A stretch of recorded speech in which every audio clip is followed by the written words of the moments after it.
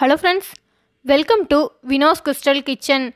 இட்லி தோசைக்கு ரொம்பவே சூப்பரான தேங்காய் தக்காளி சட்னி வாங்க எப்படி செய்கிறதுன்னு பார்க்கலாம். தக்காளியை லைட்டாக கீறிக்கோங்க, அப்போ தான் சீக்கிரமாக தக்காளி வேகும். நான் இன்றைக்கி 4 தக்காளி எடுத்திருக்கேன்.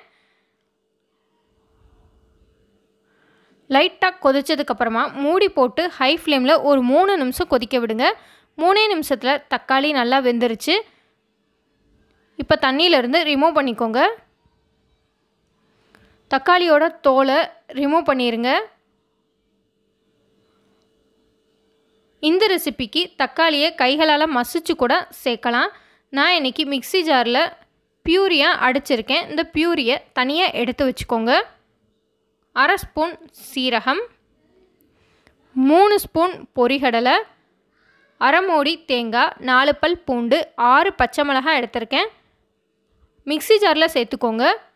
நான் இன்றைக்கி தக்காளி சேர்க்குறதால 6 பச்சை மிளகாய் எடுத்திருக்கேன்.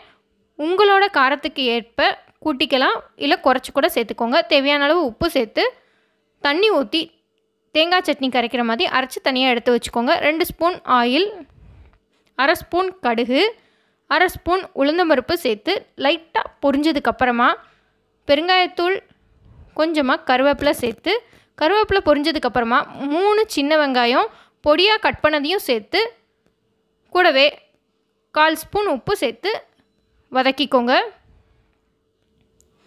ஆனியன் 50% வெந்தால் போதுங்க. அப்போ தான் சாப்பிடும்போது நல்லா க்ரன்ச்சியாக இருக்கும். கூடவே தக்காளி விழுதையும் சேர்த்து 2 நிமிஷம் மீடியம் ஃப்ளேமில் வச்சு குக் பண்ணால் போதும். நம்ம ஏற்கனவே தக்காளியை வேக வச்சு எடுத்ததால் சீக்கிரமாகவே பச்சை வாடை போயிடும். இந்த ரெசிபி தேங்காய் சட்னியோட லைட்டாக தக்காளி ஃப்ளேவரும் ஆனியனோட க்ரன்ச்சினஸோட ரொம்பவே சூப்பராக இருந்தது.